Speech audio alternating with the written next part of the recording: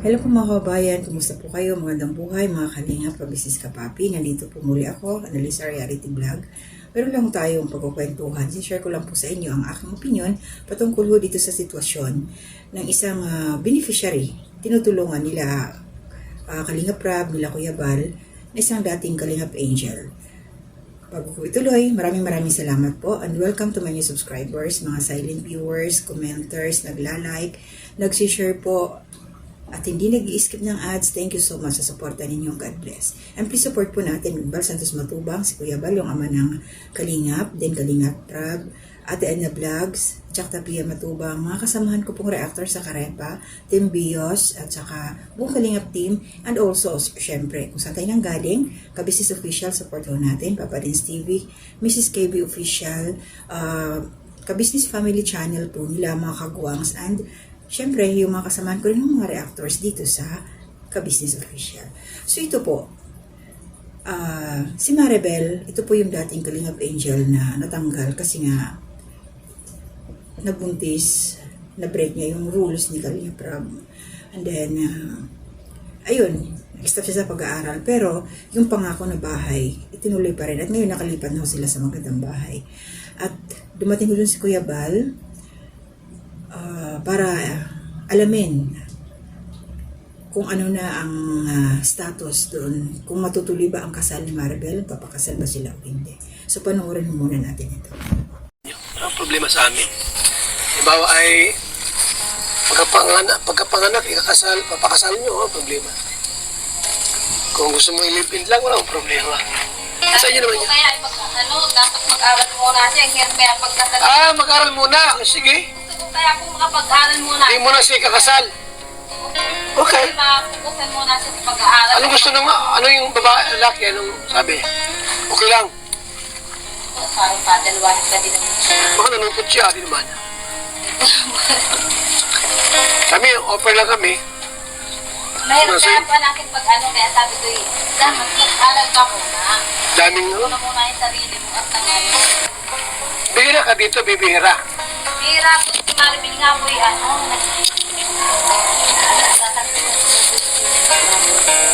Ngayon buwan na yan. Okay. Dapat makagraduate siya. Kaya nga po, gusto ko nga po munang bago makaano muna. Oo naman. Palit naman yung hindi mo nakagraduate. Hindi pa nga po buti nga nakapasok na nga po yung asawa niya ng trabaho. Kaya nga ni. Wala. Ako ay kung paano nga po pag wala naman po dito nga po ay ako maanohan. Minsan natakaw kaya ako doon ng mali. Kaya minsan wala. So mag-eskwela ka muna, Maribel. Bago kang magpakasal.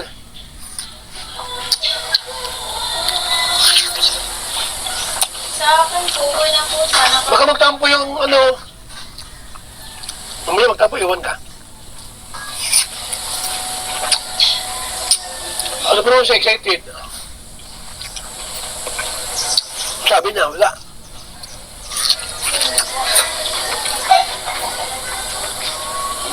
Siya, ano pangalan nun? Ayoko. Ano pangalan niya? Kasi lang may Excited yun si Christopher na magpakasal sa'yo.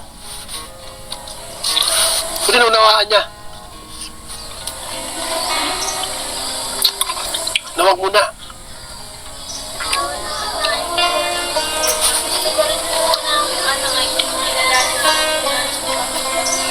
Ha? Hindi mo ba kilala yung mga pamilya nun? yung kung ano po, mga tiyong ko po, gusto po munang makilala daw po muna. O sige. Ganun.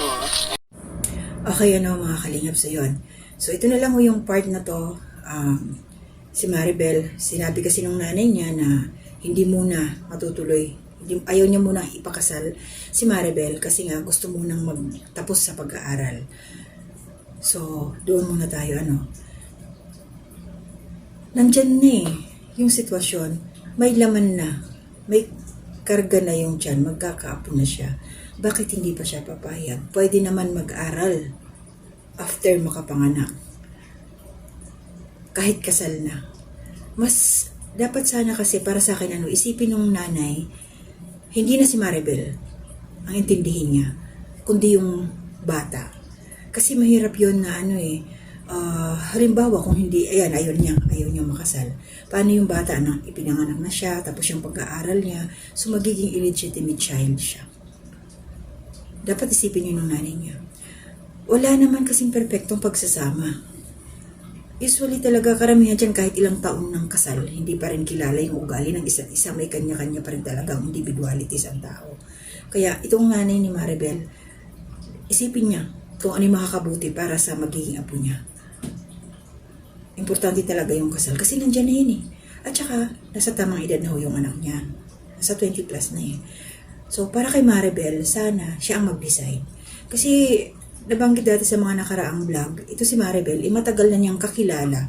Matagal na silang mag-boyfriend. Itong kalibin niya ngayon, wala pa sila Kalingap Rob. Magkakilala na. So, walang alam yung nanay. So, ibig sabihin nun, alam ni Maribel yung ugali ng magiging ama ng kanyang anak. So, sana yung nanay, unawain niya at Maribel, sana din, isipin mo rin, hindi lang ikaw, kundi pati rin, syempre yung anak mo. Kung ako yun, hindi ako papayag na may laman na ako, kasi hindi pa pakakasalan. Ibang klase din yung nanay niya, no? Kasi ibang nanay, ganito, pag nalaman na nabuntisan yung anak, ay naku, hindi papayag yun, talagang pakasalan mo yung anak ko, mga ganun ba? Susugurin pa doon. Yung iba naman binabawi yung anak. Pag minor pa. Yun, pag mga minors. Pero ito si Maribel kasi nasa tamang edad na siya. Nasa tamang edad na. Kaya pwede na siyang magdesisyon. At ito pa yung kagandahan. Nagtanong dito si Maribel kung halimbawa makakasal sila. Siyempre yung gastos. Sila Kuya Bal ang bahala sa gastos. Sabi niya bawat ninang, tag 1,000, meron na yan. Meron na mga nag-pledge. May mga nabanggit na pangalan si Kuya Bal. So, napakaswerte ni Maribel. Diba kung tutusin, wala na silang kagastusin.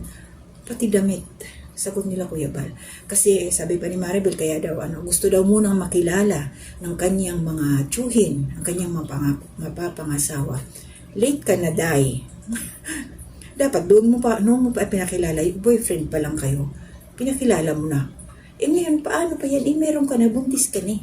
Manganganak ka na lang, mag-inarte ka pa ba? Tsaka willing naman yung lalaki na pakasalan ka. Siguro yung nanay, iniisip niya kasi walang trabaho, walang permanenteng trabaho. Para sa akin, pag nandyan na ba, sabi nga ni Kuya Bal, tingin niya mabait naman eh. Tapos, masipag din naman, trabaho lang ang wala. At saka hindi sila dapat kabahan kasi nag-offer naman din si Kalingap Rob na pwedeng tumulong-tulong pag may mga gagawing bahay. Pabahay sa mga beneficiaries. Ewan ko yung nanay, kung talaga, yun lang ba talaga yung ayaw niya, na gusto niya pag-aralin muna si Maribel.